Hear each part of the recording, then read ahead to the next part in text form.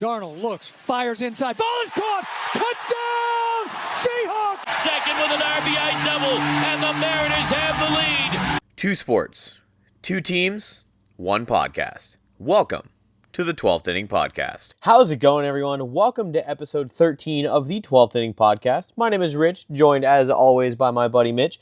And on today's episode, we're going to, of course, be covering the Seahawks game versus the Tennessee Titans, as well as looking ahead to next week's game, our power rankings, and everything you've come to love from the Seahawks section of the video. Then moving forward, we're going to look at the Mariners. There's not a whole lot to talk about, to be completely honest with you. So, thankfully, now that we have the intro done, Mitch, how are we feeling about that Seahawks game?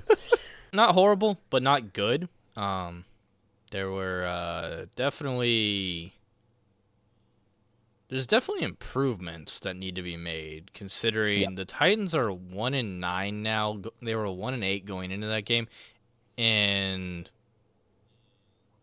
they're 1-10. Are they 1-10 now?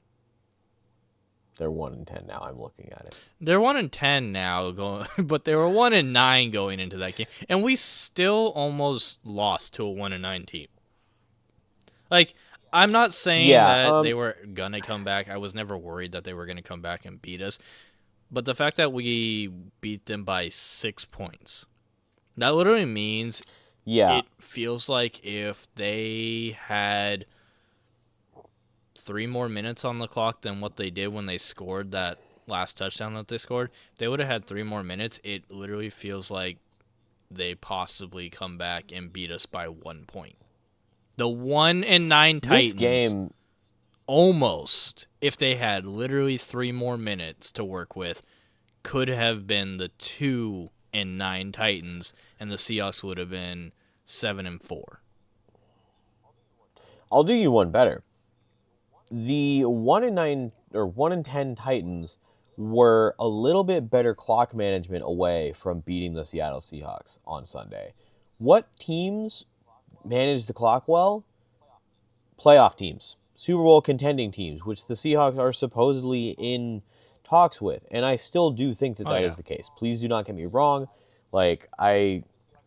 The Seahawks are still elite. They're still one of the best teams in football, and I'm not going to say that just because the game versus the Titans was a little closer than I would have liked, that anything about that is changing. But these are the kinds of games where it's like, yeah, you came away with a win, but if that was anyone more competent, there's some real concerns. The fact that the Seahawks and the Rams game was within 1 score, and the Seahawks and the Titans game was within 1 score, is really weird and a little concerning. And if you don't see that, I'm happy for you. I'm happy that you're so optimistic. But seriously, Sam Darnold was fine this game. He did fine. No crazy interceptions, nothing wild. Didn't have his highest completion rating, but he was fine. He was fine. Still 9.4 yards average, 244 yards. Okay. Rushing was better this game. Kenneth Walker actually kind of found his footing versus this Titans defense.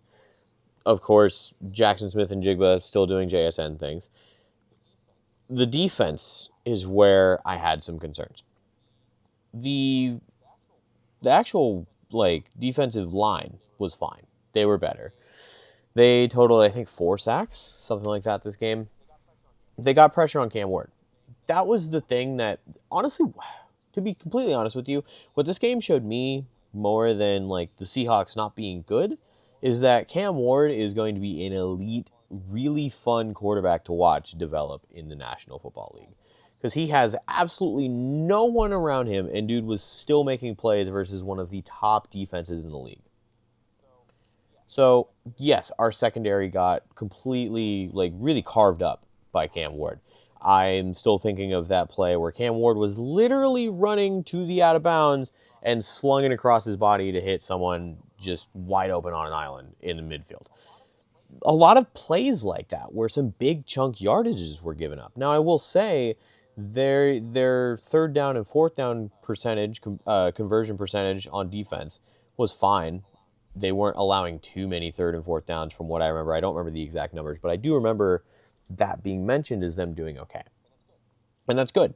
But the problem is you're letting it get to 4th down. You should be stopping them on 3rd. That's where my concerns are, especially when most of your secondary is backups right now. Like, there a lot of the starters are your safeties, your corners. You need to be getting the defense off the field because a lot of these guys aren't used to the amount of playing time they're getting. And I'm not going to sit here and make excuses for the backups because, yes, even though a lot of them are backups for a reason, that next man up mentality has been a staple of the Seattle Seahawks for a long time, but especially this year. So, yes, the second strings, the backups, they don't get a full pass from me, but I will give them a little bit of grace of their backups. Cam Ward is really, really good, it looks like. This just tells me that we really need some of these guys back because this defense going up an elite offense is going to be concerning without a lot of your starters in it. Now, thankfully, we won't be going up against an elite offense at least for the next week, but you still kind of are because you're going to have to face Justin Jefferson. But we'll get into that game in a second. Basically, TLDR from that, a lot of ups, a lot of downs from this game. It leaves me with a lot of questions more than feeling satisfied with this win. Yeah. That's kind of how I felt about this game was trying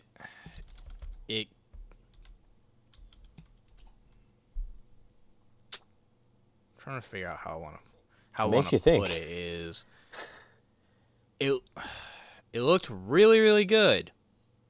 And then all of a sudden it looks okay and then lackluster. I'll never say like this game looked bad. It never looked bad as far as like the Seahawks are concerned. It just more looked like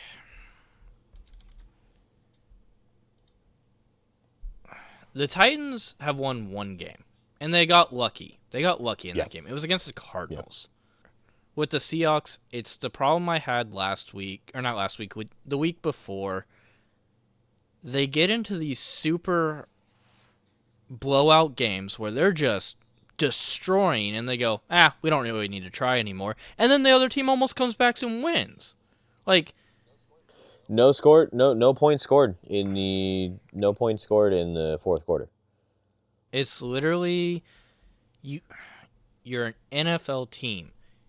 You can't keep being like, oh, well, everyone keeps saying we're the best or we're near the best. We're the Super Bowl contending team. We're blowing out this team. We don't need to try anymore. You were supposed to play all 4 quarters. This was a problem with Russell Wilson. At least he did it the backwards way of everyone likes to joke about he didn't really play the first 3 quarters and then was like, oh shit, it's the 4th quarter, we need to win. Okay, here we go, here's your win. Yeah. And suddenly played out of his fucking mind in the 4th quarter. Yeah. This team is doing the exact opposite of that, and they play to win, to destroy teams in the 1st and the 2nd quarter. And then if they're up by halftime, they come back in the 3rd quarter, and they go for one more touchdown, it seems, and once they get that touchdown in the 3rd quarter, they're like, okay, we're done. We don't need to do anything anymore. There's not still another 25 minutes to play. Yeah. Like, it's frustrating. It's just they take 5 minutes off in the 3rd quarter, and they're like, okay, there's 10 minutes left in the 3rd, 15 in the 4th. We're fine. That's a lot of time, even for a bat. The Titans proved it. That's a lot of time for a terrible team to come back. Again, I never thought that the Titans were going to come back and win this. You were saying, they didn't time manage well enough to do it. But had they managed their time better, they could have potentially won this game, and that's ridiculous. We should not be saying that about these Seahawks. I mean, this elite Seahawks defense, to like put some numbers to back up what you're talking about with them, like kind of not really trying in the second half altogether, I'll say. 1st quarter, you allowed a field goal. 2nd quarter, didn't allow any single points. You go to halftime, you're feeling good, you're up, 16-3 at that point. Yeah, you're feeling good. 16-3. third quarter, Titans scored 14 points, and then fourth quarter they scored 7. That is the exact opposite and mind you, third quarter, both teams scored 14 points. You let a 1-9 team at that time score as many points as you, and you're a 7-3 team. Yeah. Should be an undefeated team. Yeah.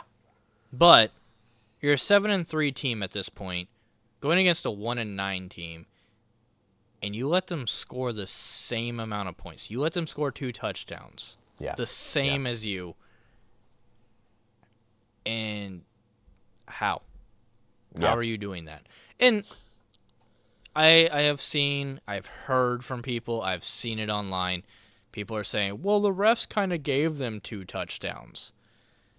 Sure, the refs did kind of help them a little bit on some fourth downs that shouldn't have been converted. There was that one. It was really close where it was like if it was called a fourth down, they probably wouldn't have seen enough to overturn it. Anyway. The problem with that though is, like you said, why are we letting it get that close where they actually feel like they can make it on fourth down? And sure, the refs helped them out a little bit, but still, why was it that close? Defensive line did great. Safeties did amazing. The cornerbacks... Linebackers and corners. Switch that.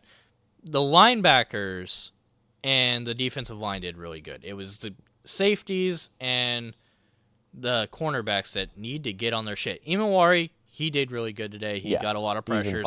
He is excellent. I don't know what is going on this season, but our rookies are fucking amazing.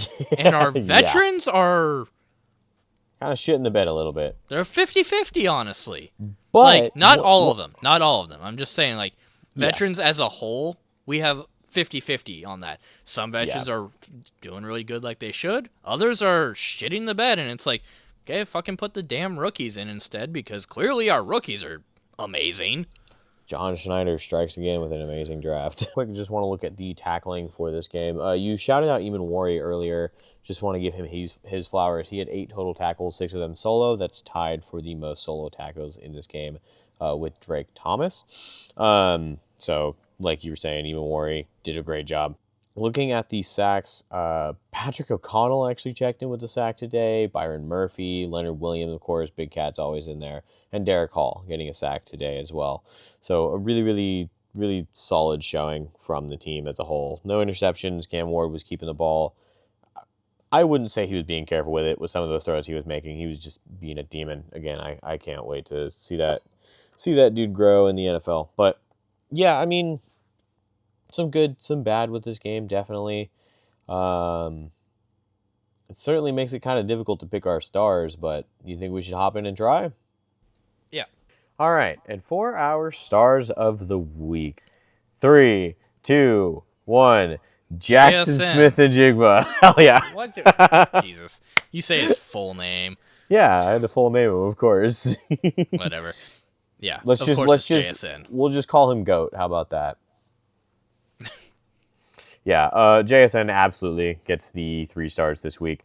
Let's go through his stat sheet on the box score, shall we? 8 receptions, 167 yards on 10 targets, by the way. 20.9 average yards for both of the offensive touchdowns. Yeah, if anybody else other than Jackson Smith-Njigba got 3 stars, we would not know ball, frankly. What is there to say about this dude at this point? He's, without a doubt, the top receiver in the league this year. He absolutely should be, if not a lock, in the running for Offensive Player of the Year. I think MVP, but of course it's not going to go to anybody but a quarterback because the league wants it to be a quarterback-only fucking thing. Ugh. But he's on pace to break Calvin Johnson's record. Huh? Like, this guy is incredible. What do you even say about him at this point? Other than everything I just said. I've got some things to say. Okay, hit some me. interesting things. Because obviously JSN's my 3 star as well. So, some interesting points on JSN this year. At this point now, after the Titans game, JSN has more receiving yards than 5 NFL teams' entire wide receiver cores. Those wide receiver cores from the bottom to JSN are the Browns are 913. Mind you, this is their whole wide receiver core. The Jets are 986. The Steelers are 1,082. That's actually a little surprising. I know. The Raiders are 1,234. That's not surprising. The Titans are 1,249. JSN, after this game, on his own, just him, 1,313. It's greatness. And what's really cool about it is we're getting to witness history, too. I'm sure you have this on your little thing, and I'll steal it from you. Jackson Smith-Njigba now owns the Seattle Seahawks receiving yards record, and we're not even done with the season. Right now, he is on pace to set 2,029 yards. Yeah. If he keeps up his average. You want to know where the Seahawks rank in pass attempts? Where? 31st. JSN gets so many yards per catch that Sam Darnold technically, because he's our starting quarterback, but the Seahawks as a whole rank almost last in pass attempts. I don't have who is 32nd in pass attempts, but that literally That's crazy. It's essentially saying JSN gets so many yards every time he catches it, yards after catch, that Sam Darnold doesn't have to throw that much, so we rank 31st in pass attempts. Yeah. I mean, that's not hard to achieve when your number one receiver is almost 21 yards per average. Oh, and JSN has had the most receiving yards for the Seahawks every game this season. JSN is the GOAT. He's going to break the receiving record this year for the NFL. And that's that. Let's move on to 2-stars. Mitch, who's your 2-star for the week? My 2-star this week is going to be the run game. Yep, we're in agreement. I think they did really good. Yep, we are in agreement with that. If you There's want, not really much to talk about that as there was JSN. Yeah, I mean, I'll say the stats this time since you agree that the run game was number 2. Yeah. Kenneth Walker, 11 carries, 71 yards, 6.5 average. Mm-hmm. Zach Charbonnet had 6 carries, 35 yards, 5.8. Also had the touchdown. Rashid Shaheed also had 1 carry for 5 yards, so obviously his average was 5. JSN also had a carry for 4 yards. And Sam Darnold had a carry as well, but it was for -1 yard. So yeah. It happens. I'm pretty sure that's when the sack happened, but yeah. It happens. Let's make sure we're clear here. Who once again had the most rushing yards in the game and still didn't get the touchdown? Kenneth Walker. Poor Kenneth Walker. Receiving game, solid. This was the kind of game where Kenneth Walker kind of needed to figure his stuff out, and 6.5 yard average for 71 yards. I'll take it. I'll say that he's on the right track. But yeah, honestly, not much else to say. Just solid, kept you in it, as they should. Good complimentary football. Who do you have as your 1-star? This is where I don't think we'll agree. My 1-star is going to be another split, because I did that last week. Mm-hmm. It's going to be the defense and Sam Darnold. Okay. Now, the defense specifically referring to the defensive line. We'll get into why I separate that. We kind of already did in the general, but regardless. The defensive line and Sam Darnold are going to be my 1-stars. I needed to see improvement from Sam Darnold, and I saw it. He kept the ball safe. Like I said, he went 16 for 26 attempts, 244 yards, 9.4 yard average, just in case you don't remember. He did fine. A 118 passer rating. Good. the improvement that I needed to see. He still wasn't as lights out, but that's okay. He's not going to be every game, so long as he's not like he was versus the Rams, I can live with it. But again, this is also against the Titans defense, who isn't particularly good, so I wouldn't look at this and say that he's fixed. I'm going to need to we won't really know until after the Vikings game. All that being said, Sam Darnold absolutely deserves some recognition, and the defensive line. They put pressure on Cam Ward. The thing that kept the Titans in this game, like we said, was Cam Ward, and the defensive line made it very difficult for him to do that. So, my split 1-star, Sam Darnold, and the defensive line. Okay, yeah. I don't agree. Mm-hmm. Like, I don't disagree with you. It's fine 1-star. My 1-star, though, is going to be Jason Myers. Okay, yeah. Perfect in this game. Yep. 3 for 3 on field goals, 3 for 3 on extra points. 12 points in this game came from Jason Myers. Yep. He's excellent. And the reason also he's my 1-star is because, well, yes, the Titans aren't a good team or anything. They suck. Mm-hmm. It doesn't matter when it comes to kickers. Kickers still have the same amount of pressure no matter who they're facing when they're trying to make those kicks. So the only time that I am kind of like, okay, well, you kind of had it easy is when they play in a dome.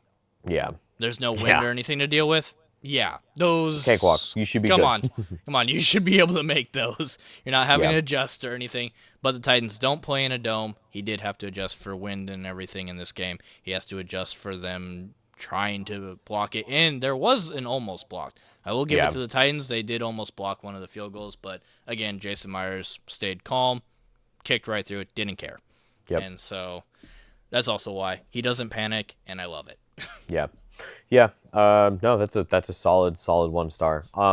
So then I think we're gonna differ on a little bit on the defense, because that is my no-star, is the defense. Mm-hmm. The secondary. Too many leaky plays, like we mentioned earlier, versus Cam Ward. That play, like we talked about with Cam Ward, going to the out of bounds and throwing it across his body, should not have happened against this defense. So we don't totally disagree, but I'm just extending it to, once again, the whole team in the second half. Yeah. Stop letting your foot off the gas. I said this in the overall. I'm just saying it again. Stop letting your foot off the gas. You need to play all 4 quarters. Yeah. And it's hard to tell if it's just the team letting off the gas, but it's also like you can kind of tell the coaches are letting off the gas because they're calling more just whatever plays. Yeah. If you're just going to be conservative and run the ball and you know they're stopping you, what do you have to lose at that point? Yeah. Like, I don't know, call some crazy plays, but it's the whole team and coaches. Stop letting your foot off the gas when you're up big going into the half. Please. Like, you got to quit doing that. Yep. We have been known at least as a second half team. Yeah. It's always been that way where if we are down going into half, we still have a chance.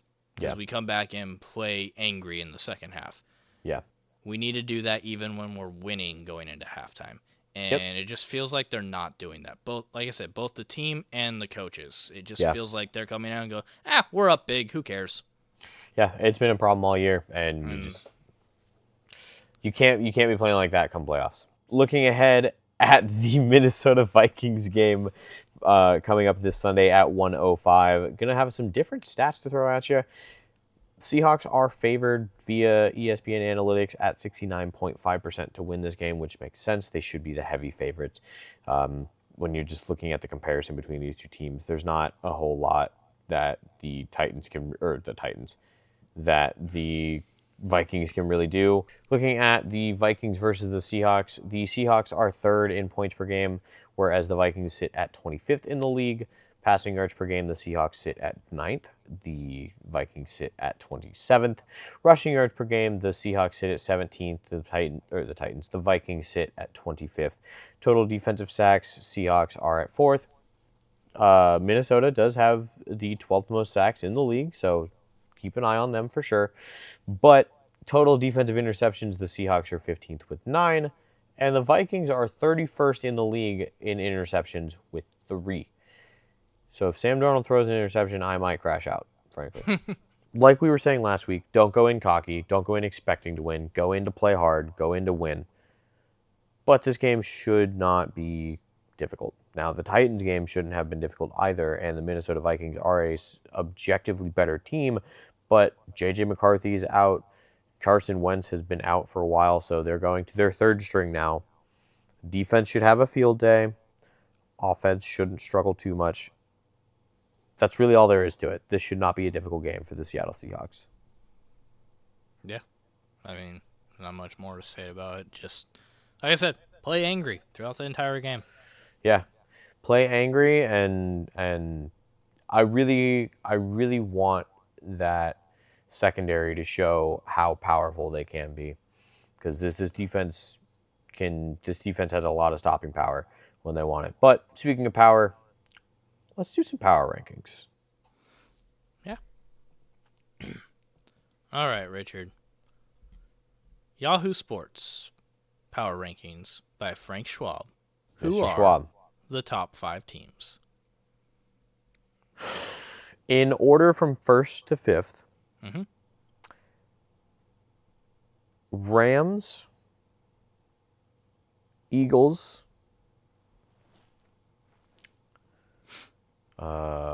Colts, Seahawks, or hold on, Rams, Eagles,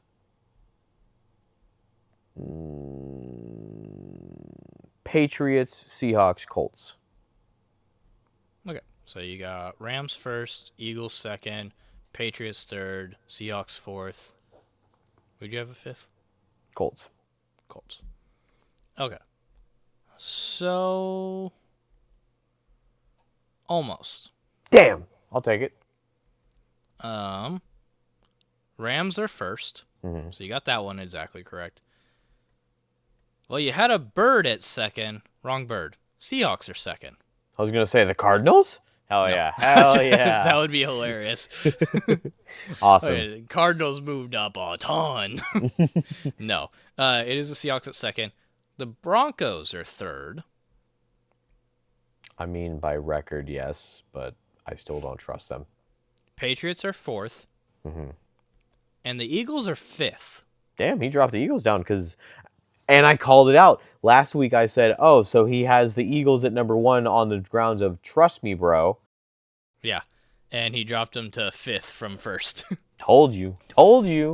So. I know ball. And then, real quick, the Colts were at 6, so. Yeah, okay. Just one outside of the top 5. Yeah. Per usual, number 1 team is the Rams, so what do you have to say about that? The Rams left little doubt about their claim to the top spot by destroying the Buccaneers on Sunday night.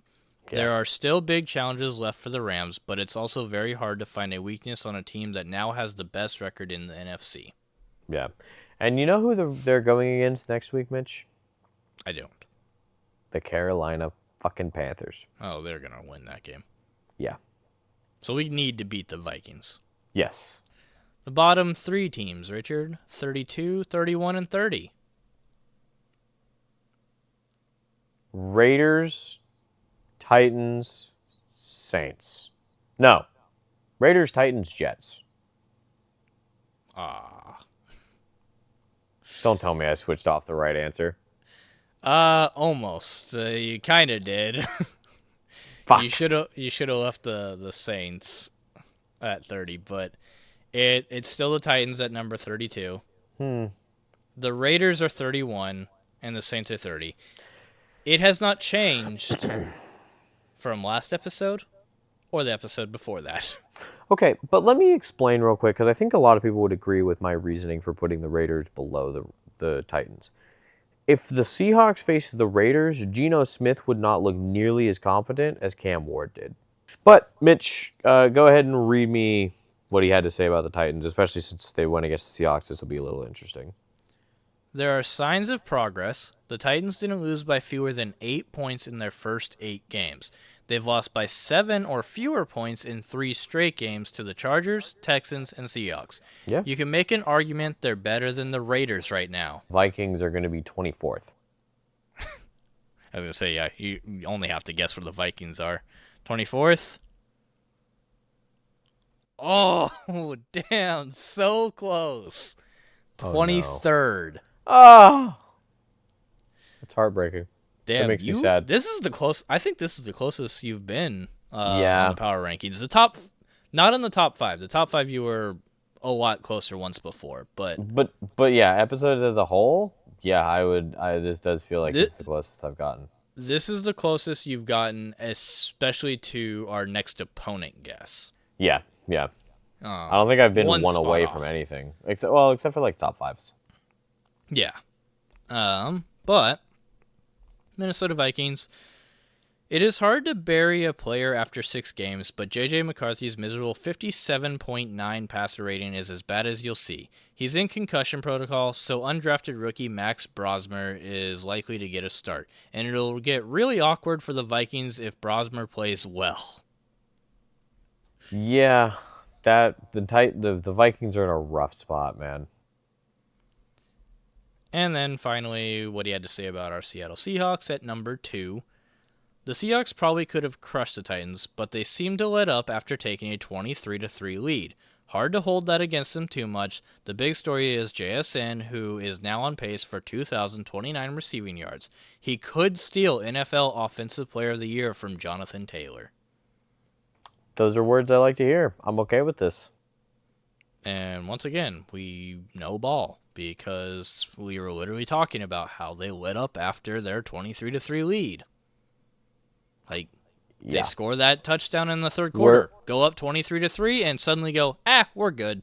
We're not the only ones who have noticed. With that, you ready to move on to the little bit of Mariners news we have?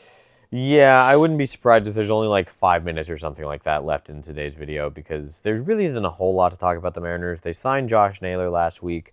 That was about the biggest thing. There was some roster moves with the tender deadline that came and passed this week. So the Mariners did drop Trent Thornton, rest in peace to our Scooter King. Also, they did officially drop Taylor Saucedo. And the big one there was Gregory Santos. Now, I don't know how much you really feel on the Santos thing.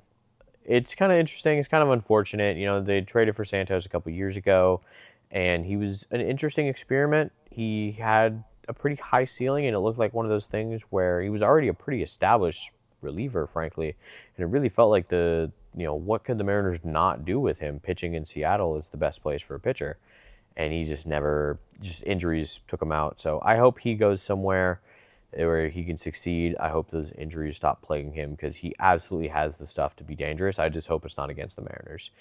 And honestly, same stuff could be said pretty similarly for Trent Thornton and Taylor Saucedo. Sad to see those guys go. They both were great personalities in the clubhouse. Other than that, the only other kind of bigger thing that I've noticed over this week, with Josh Naylor being signed by the Mariners, they have basically confirmed that Jorge Polanco is now number 1 priority. So the Mariners are trying to bring back Jorge Polanco. It's unclear, what kind of terms they're looking at, of course. We don't know when we're going to get that kind of news and when that sort of thing could actually go down. But I would love to see him back in a Mariners uniform. He has some clutch moments in the playoffs. He was so much better this year than he was last year, which was really, really exciting to see. I really, really enjoyed that. And it was fun, and I'd love to have him back. There's not really much else to say. He is their number 1 priority, which is good to hear. There have been some chatter around the league of the Mariners being in talks for Brendan Donovan and Ketel Marte, seeing, trades for that. Ketel Marte would be a heftier trade, but he is a better bat.